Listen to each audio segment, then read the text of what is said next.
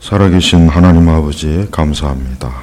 우리에게 하나님을 경외하는 지혜와 또 명철을 주시고 또 하나님 앞에서 우리의 모든 것들이 온전하도록 우리를 이끌어 주시고 또 우리와 함께 하시고 하나님의 그 영광스러움을 늘 마음에 품고 살아가도록 우리를 도우셔서 오늘도 주의 말씀을 우리 영혼의 심령에 부어주시고 말씀의 은혜를 성령께서 크게 역사해 주시기를 간청합니다. 감사하며 예수님의 이름으로 기도 올렸습니다. 아멘.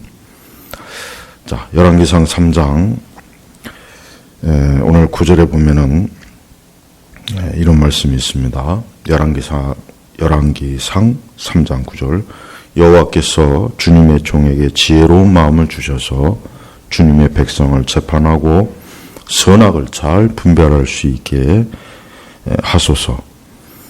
누가 이렇게 많은 주님의 백성을 재판할 수 있겠습니까? 자, 솔로몬의 일생을 보면은 솔로몬은 처음에 출발이 참 좋습니다. 솔로몬은 그의 인생에 보면은 처음에는 출발이 참 좋지만 그러나 솔로몬의 그 끝은 사실은 좋지 않습니다. 우상을 숭배하고 하나님께서 그 우상을 그만 숭배하다가 그 솔로몬은 좀 말년이 안 좋아요. 그래서 그 아들 때는 솔로몬이 그 우상 숭배한 그 죄 때문에 그 아들 때는 나라가 두 개로 갈라지죠. 그래서 남유다와 북이스라엘 이렇게 나라가 갈려요. 왜 그러느냐? 그 솔로몬이 하나님 앞에 우상 숭배를 했기 때문에 그 이방 여인들과 혼인 관계를 맺으면서 그 이방 여인들이 가지고 온 우상들을 그만 솔로몬이 어때요? 그 우상에 깊이 빠진 거예요. 자, 이렇게 이 솔로몬은 그 말년이 참 하나님 보시기에 합당하지 않은 그러한 모습들을 그런 죄악들이 나타났습니다. 오늘 솔로몬의 그 이야기 계속 이제 열왕기상 3장 1절에 보면은 솔로몬이 이집트 왕 바로의 사이가 되어 바로의 딸을 맞이하였고 자기 궁정과 여호와의 전과 예루살렘을 둘러싼 성전 건축을 맡을 때까지 다윗성이 데려다 두었다. 솔로몬이 이제 왕위에 오르고 보니까 바로의 딸과 혼인 관계를 맺어요. 물론 엄밀히 얘기해서 가나안 여인과는 혼인 관계를 하면 안 되지만 사실 바로의 딸과 혼인 관계하는 건 엄밀히 얘기하면 그렇게 큰 문제는 없지만 그러나 역시 솔로몬은 이 처음에 이 바로의 딸과 혼인 관계를 맺은 이것은 정치적인 결정이에요. 그러니까 좀 영적으로 결정을 했어야 되는데 이거는 굉장히 좀 많이 아쉬워요. 이게 결국은 제가 볼 때는 아까 제가 처음에 서두 얘기했지만 솔로몬이 이제 정치적인 어떤 이해관계에 의해서 이 정략결혼 그러다 보니까 그 주변의 이방 민족들의 그 왕들의 딸들과 결혼을 해서 이스라엘을 좀 강하게 견고하게 든든하게 그런 동맹 전략을 원인으로 정략결혼을 한 겁니다.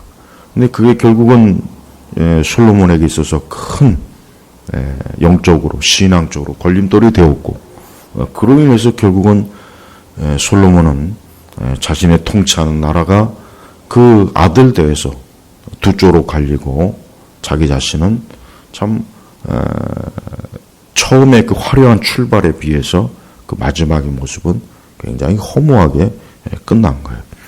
근데 보니까 11개 3장 1절에 보면 바로 그 조짐이 좀 보여요.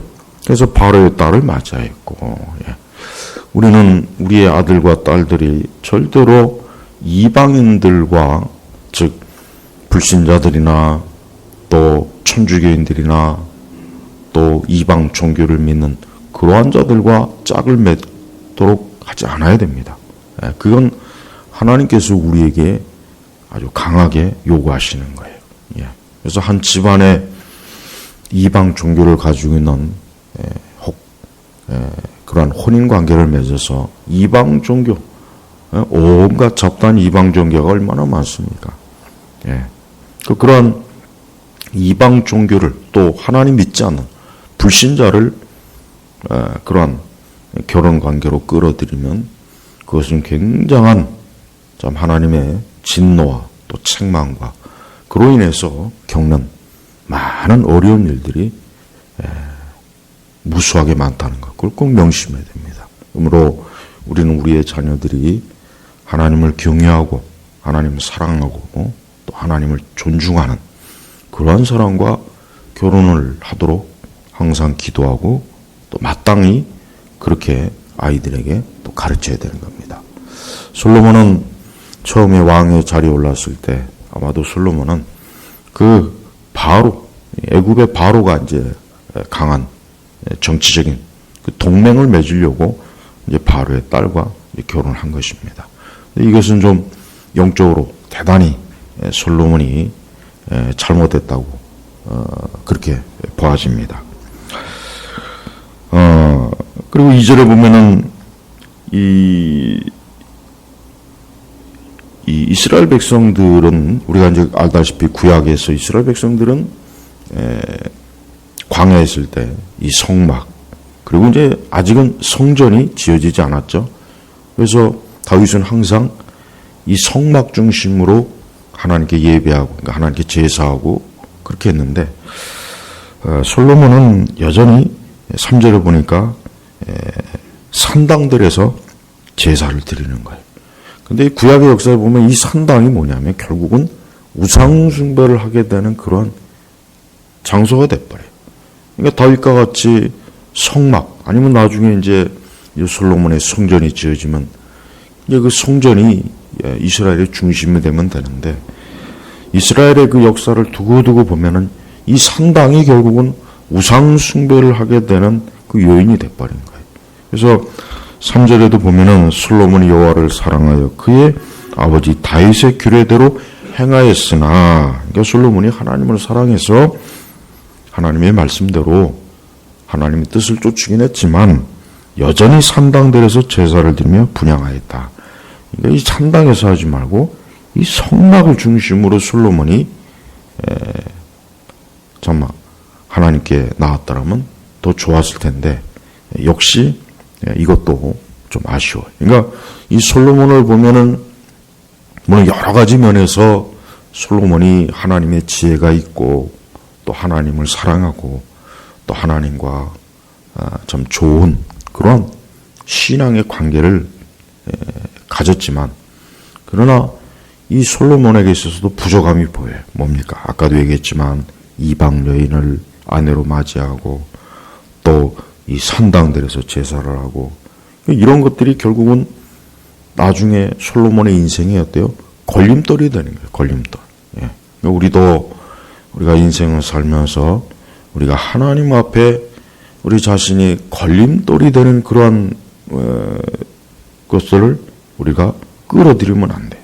걸림돌이 되는 것들.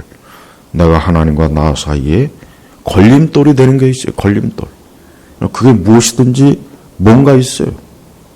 각자 나와 하나님 사이에 걸림돌이 되는 게 뭔가를 한번 생각해서 그 걸림돌이 있으면은 빨리빨리 치워버려야 돼요. 없애버려야 돼요. 그래야 그게 우리의 인생의 앞길에 복되는 거죠. 하나님께 복이 되는 거예요. 하나님께로부터 주어지는 복이 우리에게 임하는데 장애물이 없어지는 거예요. 근데 솔로몬은 이 바로의 딸과 이 산당들에서 제사하는 이게 나중에 결국은 솔로몬에게 있어서 솔로몬의 인생을 하나님께로부터 멀리하게 하는 그런 불씨가 되었다는 걸 우리가 알아야 됩니다. 자, 솔로몬은 하나님 앞에 그 4절에 보면은 왕이 제사를 드리러 기브온으로 갔으니 그곳에 큰 산당이 있었는데 솔로몬이 그 제단에서 1000번제물을 드렸다. 그 유명한 솔로몬의 1000번제물. 교회들마다 뭐 1000번제 기도 뭐 그런 거 많이 해요. 근데 솔로몬이 하나 앞에 드는 1000번제는 한 번에 하나님 앞에 이 1000마리의 이 소를 하나님 앞에 바친 거예요. 그러니까 이 솔로몬이 얼마나 이 하나님에 대한, 아직 솔로몬이 왕의 초기에는 이 솔로몬이 이렇게 하나님에 대한 그 열정과 열망이 강해요. 그러니까 그 제단에서 1,000번 제물을 드렸다. 이거 엄청난 거예요. 엄청난 거예요. 그만큼 이게 하나님에 대한 그 신앙과 믿음이 아주 특별한. 그래서 솔로몬의 그 왕의 초기, 지금 솔로몬의 나이가 이제 20세예요. 지금 현재 이 열왕기상 3장의 그 솔로몬의 나이가 이제 20세란 20세. 20세면은 오늘날 같으면 아직도 철없고 얼마나 참 아이 아닙니까? 아이. 근데 솔로몬은 그 20세의 나이에 벌써 하나님을 경외할 줄 알고 어떻게든지 하나님 앞에 나오려고 하나님에 대한 열망, 하나님께 대한 예배에 대한 열망, 하나님을 경외하고 하나님을 사랑하고자 하는 그 열망이 굉장히 특별했어요. 그래서 이 솔로몬이 벌써 그 제단에서 1,000번 제물을 드렸다. 우리 성도들도 하나님에 대한 열망이 강해야 돼요. 우리가 드리는 예배와 기도가 이게 하나님에 대한 열망이에요. 또 하나님의 교회를 사랑하고 교회를 돌보고 하나님의 교회를 귀하게 여기는 것, 이것도 하나님에 대한 열망이에요. 우리는 그 어떤 것보다도 우리 자신이 하나님에 대한 이러한 열망이 아주 강하게 항상 우리 마음속에, 그래서 늘 우리의 마음에 하나님, 또 하나님의 주님의 몸된 교회, 또 하나님을 사랑하고 하나님을 경외하고 하나님께 예배드리고 기도하고, 이게 언제나 우리의 삶의 최우선이고 가장 강렬한 열망이 되어야 돼요. 하나님 믿지 않는 불신자들에게도 열망이 있죠. 그들은 자기 육체를 위한 열망이 참 강해요. 참 강한 게 아니라 육체를 위한 열망 외에는 그들에겐 없어요. 우리가 이 세상을 보면은 뭐 세상에서 뭐 사업을 잘한다, 뭐 세상에서 뭐 권력이 있다. 우리가 이 세상 가만히 봐요. 이 세상은 인간의 육적인 것을 자랑하고 그 육적인 것을 탁월하게 이룩한 사람들을 영웅으로 칭찬으로 그들을 축혀 세워요. 그 외모가 아름답다, 엄청나게 사업을 잘해서 돈이 많다, 주식 부자다, 뭐 또 정치적인 권력이 있어서 대통령이다, 왕이다, 수상이다. 뭔가 이 세상은 그 자랑하는 것 자체가 뭐예요? 그 자랑이 전부 다 육적이에요, 육적. 한번 보세요. 여러분 신문이나 방송이나 뉴스를 보세요. 세상이 자랑하는 게 뭔가? 거기에 하나님이 있습니까? 거기에 뭐 하나님에 대한 열망, 복음에 대한 열정, 예수 그리스도를 믿는 것, 기도하는 것, 하나님의 교회를 사랑하고 섬기는 것, 그런 내용이 있습니까? 없어요. 그러니까 이 애굽이라고 하는 세상은 그 뉴스를 가만히 보면은 온통 애굽의 자랑이요, 인간의 육신에 대한 자랑이요, 이 세상에 대한 자랑이요, 이것밖에 없는 거예요. 그러니까 우리 성도들은 자기 자신이 무엇을 자랑하는가를 잘 살펴야 돼. 우리도 애굽의 것을 추구하고 애굽의 것을 자랑하고 애굽의 것에 대한 그런 열망을 우리 안에 가득하다면 그만큼 우리는 하나님에 대한 열망은 적어지는 게 역시 반비례하는 겁니다. 이렇게 솔로몬은 어때요? 그 초기에 굉장히 하나님에 대한 열망이 아주 강했어요. 그래서 솔로몬이 그 일생 동안 하나님을 4번 만나요. 4번. 이게 이 첫 번째. 이 기브온에서 5절을 보니까 기브온에서 밤에 여호와께서 솔로몬의 꿈에 나타나셨다. 솔로몬은 그 일생 동안 4번 하나님이 만나 주셔요. 이렇게. 근데 이게 지금 첫 번째란 말이에요. 우리가 하나님에 대한 열망과 예배와 기도와 말씀과 교회, 이런 거룩한 것에 대한 열망이 강한 사람은 하나님 만나 주셔요. 진짜 만나 주신다고. 여기서 하나님 만나 주신다는 게 뭐냐면 하나님을 이렇게 눈으로 본다거나 하나님의 음성을 듣는다거나 그게 아니라 하나님께서 그에게 하나님이 살아계시고 하나님이 동행하시며 하나님께서 그를 붙잡아 준다는 것을 명확하게 그가 체험하고 깨닫게 한다는 거예요. 우리 성도들이 일생을 살면서 하나님을 만난 경험이 있습니까? 하나님 만난 경험이 있느냐? 내가 하나님을 만난 경험이 없다면 그거는 문제가 많은 거예요. 우리가 사람 만나는 거 좋아하는 것보다 하나님 만나는 걸 사모하고 하나님 만나는 걸 즐겨야 돼요. 사람 만나는 거 좋아하지 마세요. 사람은 만나면은 어때요? 처음엔 좋지만 시간이 가면 갈수록 피곤해, 힘들어요. 그러니까 특별히 우리 성도들은 일생 자체가 하나님 만나면서 가는 거예요. 하나님과 함께. 하나님 만나는 그러한 체험, 하나님을 만나는 그러한 영적인 체험이 없다면 그 사람이 과연 하나님의 사람일 수 있겠는가, 하나님의 자녀일 수 있겠는가 하는 것도 이건 굉장히 심각한 의문에 들 그런 문제입니다. 5절에 기브온에서 밤에 여호와께서 솔로몬에게 꿈에 나타났어요. 그래서 하나님께서 내가 네게 무엇을 주어야 할지 구해라 하고 하나님께서 이 솔로몬에게 나타나셔갖고 내가 내게 무엇을 줘야 할지 구하라.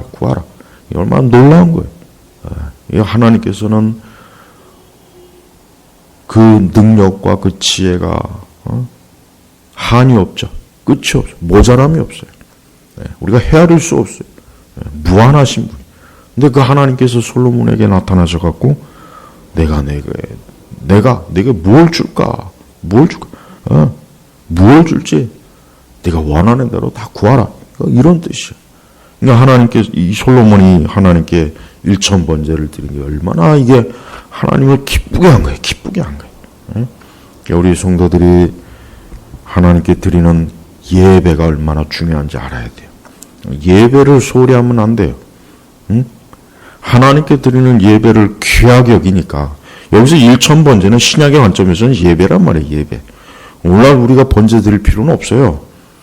오늘날 우리가 무슨 소를 잡고 양을 잡고 비둘기 잡고 그런 거 잡을 필요 없어요. 오늘날에는 예수 그리스도 그분이 직접 십자가에서 희생제물이 되어갖고 내가 하나님 앞에 직접 나아갈 수 있는 길을 우리 중보자 되시는 하나님의 아들 예수님이 길을 열어놓으세요.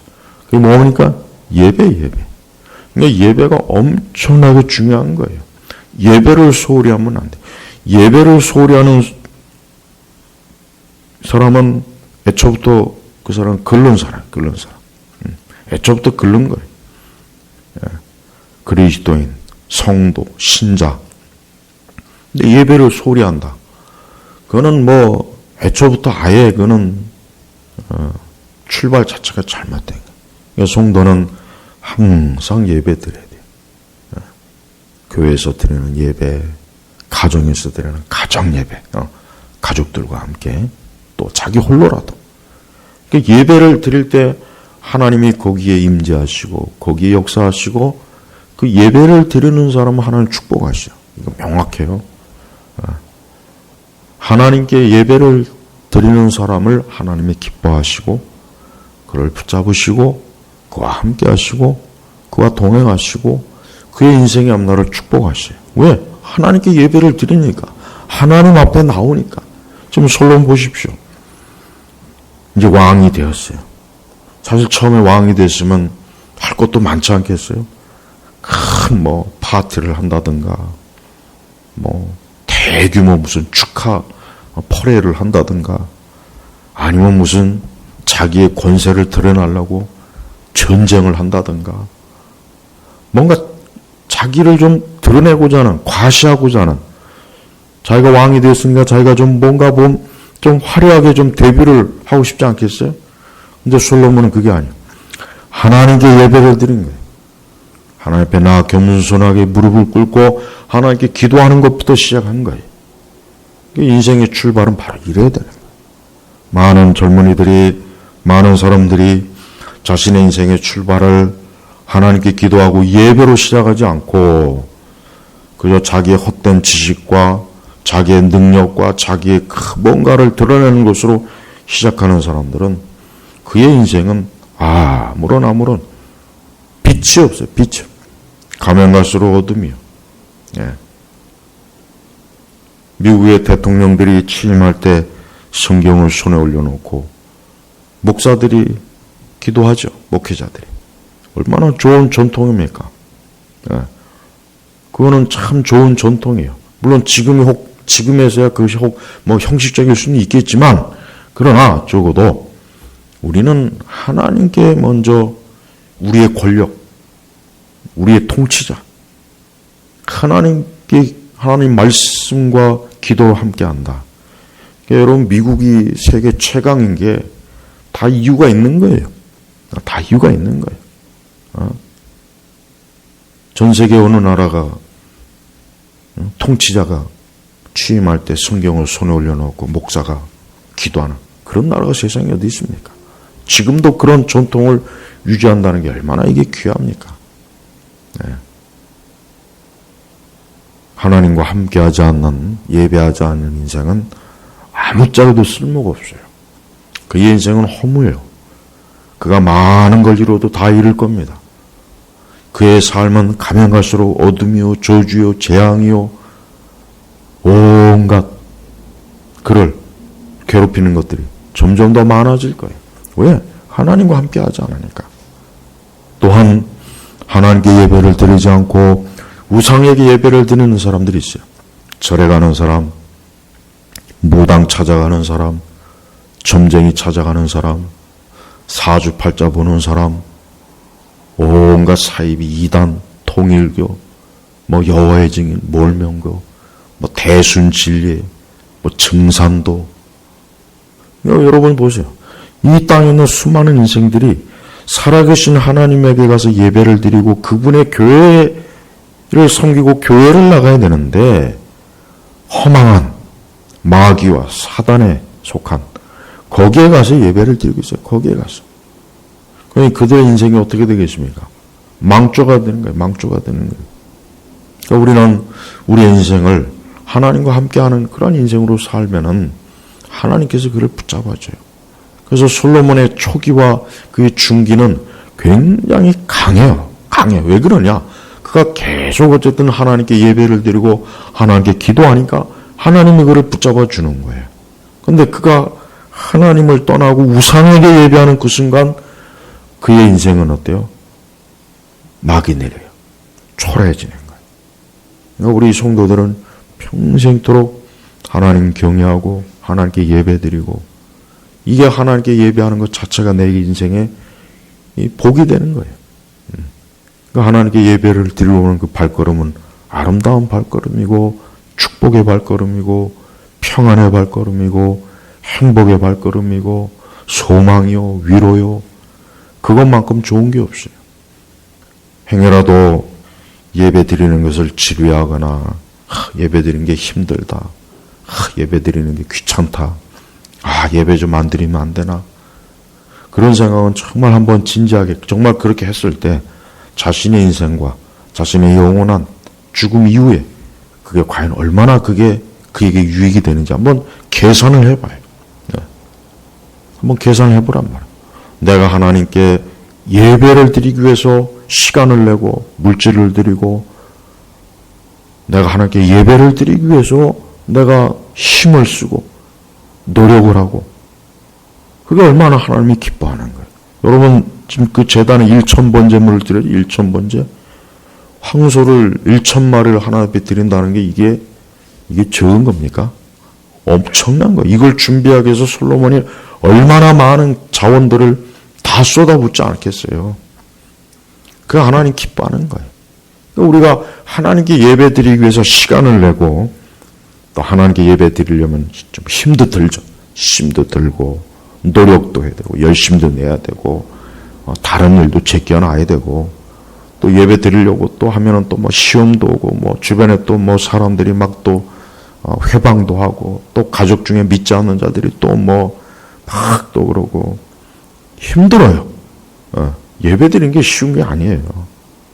그러나 그 모든 것들을 뚫고 이겨내고, 그 회방을 이겨내고, 그 힘든 걸 이겨내고, 그 어려운 걸 이겨내고 하나님께 예배를 드릴 때 하나님이 얼마나 기뻐하겠냐 이거예요. 하나님께서 기브온의 밤에 여호와께서 솔로몬의 꿈에 나타나셔갖고 내가 내게 뭘 해줄까? 네가 원하는 대로 구하라. 그랬단 말이에요. 그때 솔로몬은 뭐라 합니까? 제 아버지 다윗이 주님 앞에서 성실과 공의와 정직한 마음으로 주님과 함께 행하였으므로 주께서 그에게 큰 인애를 베푸셨습니다. 또 주께서 그를 위하여 이처럼 큰 인애를 베푸셔서 그의 보호자에 앉을 아들을 오늘처럼 그에게 주셨습니다. 솔로몬 자기 자신이 고백하는 거예요. 하나님께서 내 아비 솔로몬이 성실, 공의, 정직한 마음으로, 그러니까 다윗은 평생을 하나님과 함께하기를 정말 열망했어요. 물론 다윗도 부패한 인생이기 때문에 그도 죄를 짓고 악을 행하면서 어리석은 길로 빠진 적도 있었지만, 그러나 다윗은 즉각적으로 다시 하나님께로 돌아왔어요. 그래서 끝까지 어쨌든 나는 죄인입니다 하고 하나님을 붙잡은 거예요. 바로 그거예요. 그래서 솔로몬은 그 주변에 그가 하나님이 그 아버지 다윗이 평생도록 하나님께서 그를 보호하시고 지켜준 것을 너무 잘 알아요. 그걸 봤어요. 근데 이 솔로몬이 하나님께 뭘 구하냐? 9절에 보니까 주님의 종에게 지혜로운 마음을 줘요. 지혜를 달라는 거예요. 이게 또 하나님이 아주 기뻐하는 거예요. 우리도 하나님 앞에 기도할 때 하나님이 무엇을 구하면 좋아할까? 그걸 좀 생각을 하고 구해야 돼요. 이 솔로몬은 그냥 아까 11절에 보면은 내가 자신을 위하여 장수도 구하지 않고 자신을 위하여 부귀도 구하지 않고 또 내 원수의 목숨을 구하지도 않고 오히려 어때요? 공의를 분별할 수 있는 지혜를 구했다. 그러니까 하나님께서 얼마나 이게 이 솔로몬의 기도를 너무 기뻐한 거예요. 보통 사람 같으면은 오래 살게 해주세요. 돈을 많이 주세요. 내 원수들을 다 저거 없애버려 주세요. 그냥 막 그럴 텐데 그건 구하지 않아요. 그래서 자신을 위하여 오히려 뭡니까? 12절에 총명한 마음, 지혜로운 마음. 왜? 이 많은 이스라엘 백성들을 하나님의 뜻대로 다스리고 통치하려는데 자기는 어리석고 자기는 어린아이요 자기는 부족하다 이거예요. 그러니까 하나님께 지혜를 주십시오라고 정말 하나님께 기뻐한 거예요. 그래요. 우리도 항상 하나님을 경외하는 지혜, 하나님을 사랑하는 지혜, 교회를 잘 섬기는 지혜, 인생을 하나님 보시기에 합당하게 살아가는 지혜, 우리도 그걸 구해야 돼. 네. 우리도 인생을 살면서 그냥 우리 마음대로 내키는 대로 그냥 내 마음대로 하지 말고 먼저 하나님 앞에 하나님이 기뻐하는 것이 뭘까 생각을 하면서 구하고 하나님께 의뢰하고 하나님 의지하고 이럴 때 하나님께서 아주 강하게 역사하시는 거예요. 이게 하나님 기뻐하는 거예요. 솔로몬은 정확하게 그러한 지점으로 나아간 거예요. 솔로몬이 만약에 뭐 부귀나 장수나 원수를 갖거나 막 그냥 뭐 그런 걸 구했더라면은 하나님이 뭐 주시긴 했겠죠. 그러나 이렇게 하나님과 기뻐해가지고 나중에 뭐예요? 13절에 내가 구하지 않은 것 곧 부귀 영예 이것도 하나님이 주신 이것도 하나님 주신 것. 그러니까 구하지 않은 것까지 하나님 주신 거예요. 그러니까 이렇게 하나님은 우리가 하나님 우리의 모든 걸 잘 아세요. 하나님이 몰라서 우리에게 뭐 그럴 일은 절대 없어요. 그러니까 우리는 하나님에 대해서 하나님이 내 모든 것들을 보시고 아시고 내 형편도 아시고 내게 무엇이 필요한지도 아시고 다 아신단 말이에요. 근데 중요한 건 뭡니까? 먼저 그의 나라 그 일을 구하는 거예요. 예. 먼저 그의 나라 그 일을 구해야 돼요. 주님의 교회, 주님의 몸된 교회와 복음과 우리 주 예수 그리스도를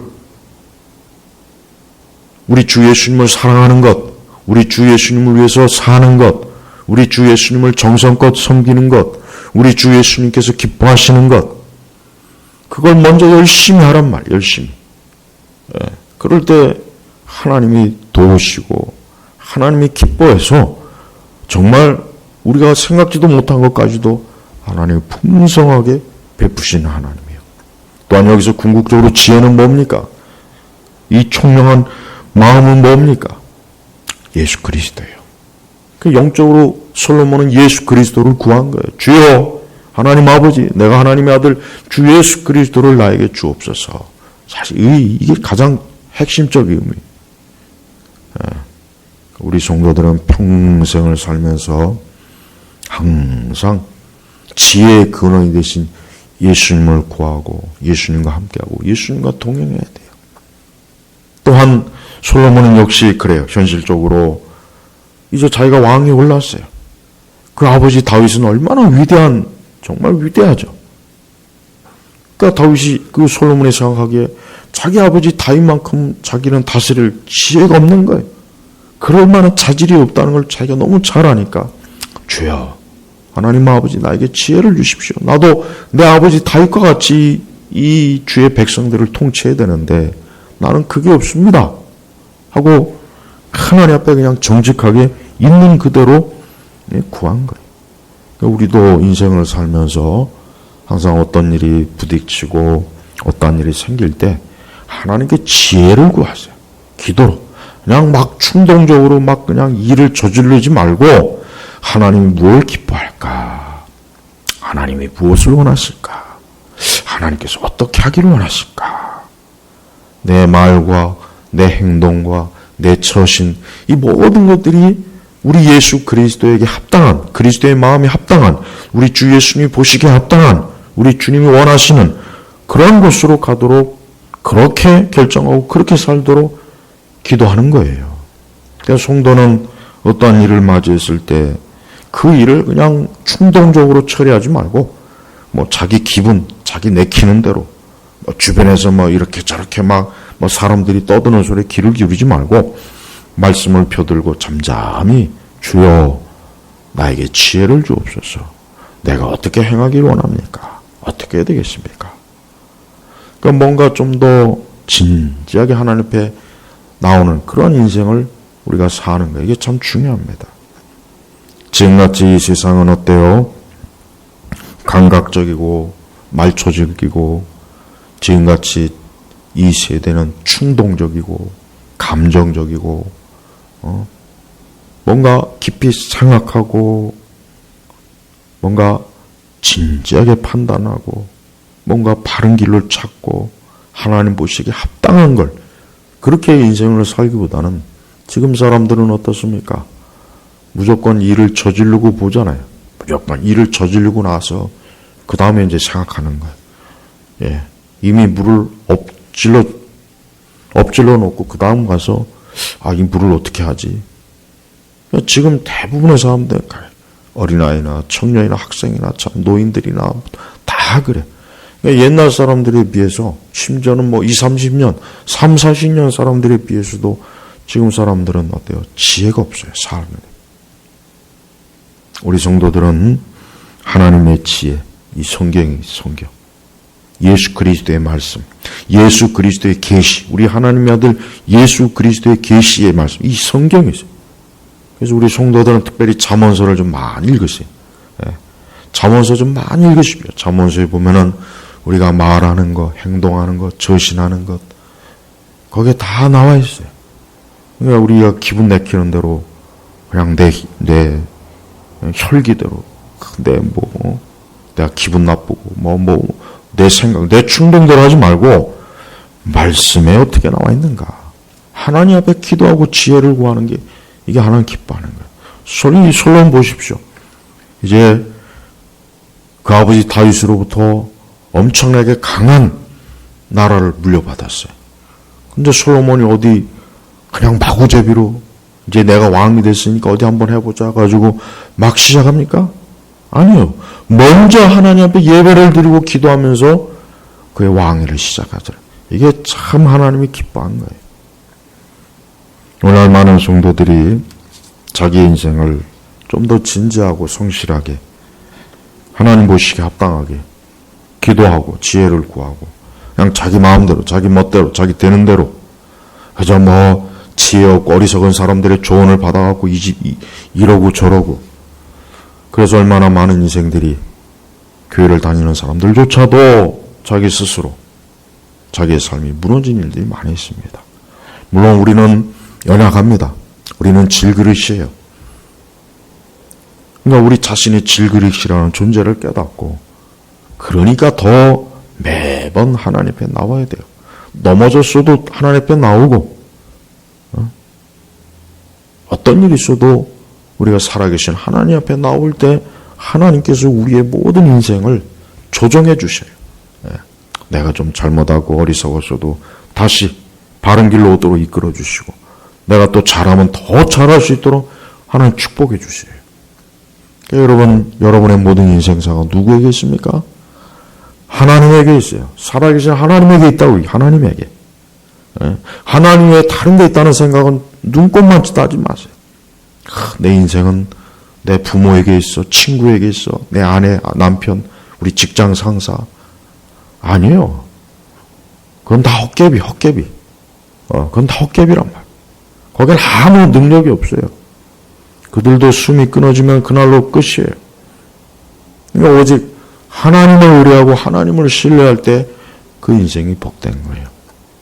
여러분의 삶에 어떤 문제가 있습니까? 어려운 일이 있습니까? 피곤하고 고통이 있습니까? 복잡한 일들이 있습니까? 솔로몬처럼 주님 앞에 나와 지혜를 구하세요. 야고보서에는 하나님께서는 구하는 자에게 후하게 주신다 그랬어요. 후하게. 하나님은 다윗에게 그랬습니다. 만일 내가 내 길로 행하여 내 아버지 다윗이 행한 것 같이 내 규례와 명령을 지키면 내가 너로 장수하게 할 것이다. 그러니까 하나님께서는 끝까지 너가 지금의 이 모습처럼 끝까지 내가 기뻐하는 내 길로 내 말씀과 내 뜻을 추종하면 내가 너를 복되게 하겠다. 근데 하나님 약속을 해주세요. 솔로몬은 그런 하나님의 약속을 받고 그에게 번제와 화목제를 드리고 이제서야 자기의 왕된 것을 축하하는 그런 잔치를 신하들에게 베풉니다. 그렇습니다. 우리는 항상 우리의 삶과 인생이 그리스도 앞에서 온전해야 돼요. 솔로몬의 가장 초창기의 모습이 오늘 열왕기 3장 이 초반에 잘 나와 있어요. 하나님을 사랑하고 기도하고 예배드리고 하나님과 교제하고 하나님께 지혜를 구하고 하나님이 아주 좋아할 것만 그냥 우리 솔로몬이 지금 처음에 나왔단 말이에요. 자, 16절 이후부터는 이제 솔로몬이 정말 어떠한 하나님의 지혜와 총명을 마음을 얻었는지를 나타나는 한 가지 사건이 이제는 기록되어 있습니다. 16절을 보니까 그때 창기 2명이 왕을 찾아왔어요. 이 창기는 창녀를 얘기하는 거예요. 근데 이 창기 2명이 와서 솔로몬에게 재판을 요청을 해요. 뭡니까? 이 두 여인이 아마 비슷한 시기에 아기를 낳았는데, 근데 갑자기 어느 날 한 여인의 아기가 죽은 거예요. 근데 또 한 여인이 몰래 그 자기 죽은 아이를 살아있는 아기와 바꿔치기 한 거예요. 그래서 그것 때문에 이 두 창기가 지금 서로 어때요? 소송과 분쟁이 일어난 거예요. 그래서 서로 이 살아있는 아기는 내 아이다라고 서로 막 싸우고 다투는 거예요. 이게 얼마나 힘든 문제. 오늘날 같이 무슨 유전자 검사하면 금방 나타나겠지만 수천 년 전에 그런 게 있겠습니까? 더군다나 이제 갓 태어난 아기니 모양새나 생김새를 다른 사람이 봐서 판단할 수는 없잖아요. 그러나 그 아이를 낳은 엄마는 아는 거예요. 이 아이는 내 아이가 아닙니다. 내 아이는 저 여자가 지금 내 아이를 바꿔치기 해서 자기 죽은 아기를 나한테 지금 몰래 갖다 놓고. 그래서 그걸 솔로몬 앞에 이제 가지고 나온 거예요. 그래서 솔로몬이 어떻게 재판하느냐. 여기에서 하나님의 지혜가 나타나. 이게 진짜 이 솔로몬의 이 지혜의 재판은 유명하죠. 그래서 솔로몬은 간단해요. 야, 칼 가져와라. 칼 가져와가지고 저 아기 반 잘라서 그냥 반반씩 나눠줘라. 뭐 서로 자기 아이들한테 뭐 어쩌겠느냐. 언뜻 보면 굉장히 간단해요. 언뜻 보면 굉장히 간단하고 어떻게 좀 무식한 방법이긴 하지만 이게 하나님의 지혜예요. 진짜 아이의 엄마가 이러다가 진짜 저 칼로 아이가 죽으면 반쪽이 되면 어떻게 해요? 그러니까 그 진짜 살아있는 아이의 엄마가 막 애 같아가지고 그냥 그 아이를 저 여자에게 주십시오. 왜? 일단 아이를 살려야 되니까. 그냥 저 여자에게 주세요. 근데 한쪽 여자는 그게 좋습니다. 반반씩 나눠 갔죠. 여러분 이게 엄마의 마음은 아니잖아요. 세상 어떤 엄마가 자기 아이를 칼로 반 잘라서 달라고 그런 엄마가 세상에 어디 있어요. 그러니까 솔로몬의 지혜는 인간의 본성을 너무 잘 아는 거예요. 모성애를 아는 거예요. 그러니까 솔로몬이 그걸 간파하고 아이를 반 잘라갖고 반반씩 나눠줘라. 그러면 진짜 모성애를 가진 엄마는 어때요? 애가 타는 거 안 되는 거예요. 그는 솔로몬은 그 아이를 저 여자에게 주시오라고는 그 여인에게 아이를 안겨줬어요. 이게 하나님의 지혜예요. 이게 얼마나 성경에 보니까 28절에 왕이 재판한 결과를 판결을 듣고 온 이스라엘이 왕을 두려워했으니 왕이 판결할 때 하나님의 지혜가 그 안에 있는 것을 보았기 때문이다. 우리 성도들은 우리 자신도 하나님의 지혜로 인생을 살아야 됩니다. 그래요. 우리가 이 세상을 살다 보면 우리가 사실 얼마나 우리 자신이 부족합니까? 우리 자신의 허물이 얼마나 많고 어리석은 게 얼마나 많고 우리가 우리 자신을 봐도 참 한심할 때가 많죠. 그래요. 사람이 부패하니까. 그러나 그래도 우리는 오늘 말씀과 같이 우리가 하나님의 지혜를 구해야 되겠구나. 하나님의 말씀이 있어야 되겠구나. 하나님께 기도하는 것이 있어야 되겠구나. 하나님을 경외하는 것이 있어야 되겠구나. 그래야 우리의 인생이 가면 갈수록 더 나아지는 인생, 복된 인생이 되는구나 하는 것을 알 수가 있어요. 오늘 이 솔로몬의 모습을 보면 우리 예수님이 그대로 떠올라요. 우리 예수님이야말로 얼마나 그 지혜예요. 우리 예수님은 그 지혜 자체예요. 예수님은 지혜 자체예요. 예수님께서 이 땅에서 말씀하신 그 귀한 그 말씀이 얼마나 귀합니까? 이 성경 전체가 다 예수님 말씀이에요. 하나님 말씀, 예수님 말씀이란 말이에요. 그러니까 이 지혜가 우리에게 필요해요. 특별히 우리 그리스도인 부모들은 자녀들에게 말씀을 읽게 하고 교리를 배우게 해야 됩니다.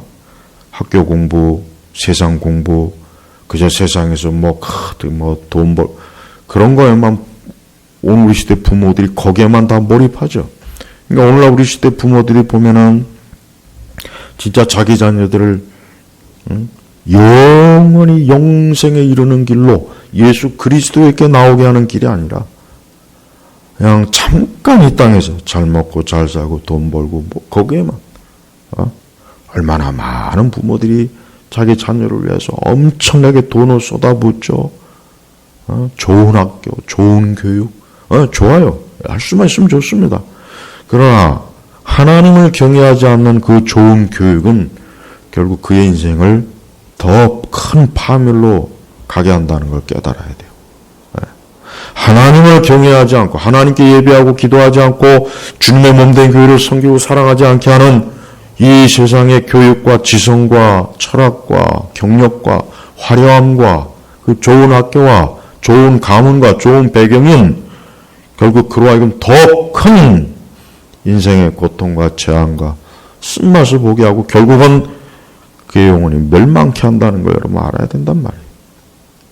그걸 모르고 그냥 거기에 열심을 거기에 올인하는 이 부모들을 이 세상에 얼마나 많이 보입니까?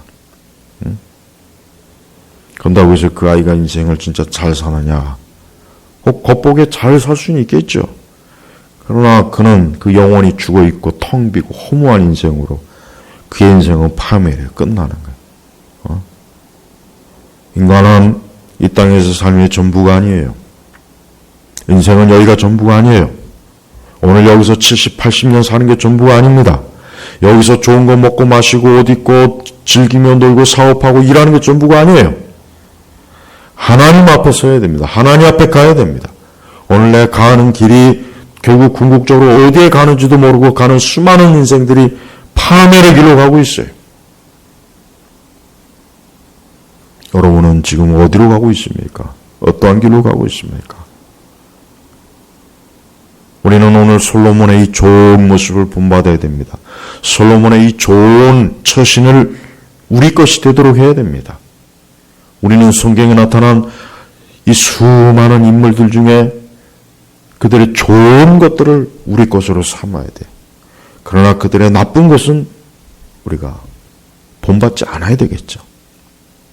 오늘 하나님께서 우리에게 가르쳐 주신 이 지혜를 우리 모두가 소유해야 됩니다.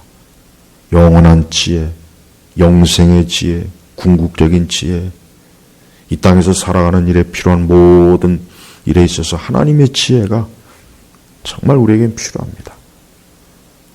우리 자신의 연약함, 부족함, 우리 자신의 죄성, 우리 자신의 무지함, 우리 자신의 어리석은 그런 것들이 우리 자신의 삶을 파괴하지 않도록 하기 위해서라도, 혹 자신의 삶이 무너지고 파괴된 삶일지라도 지혜의 근원이 되신 예수 그리스도에게 나오면은 그 삶은 다시 회복될 수 있고 다시 온전해질 수 있다는 것.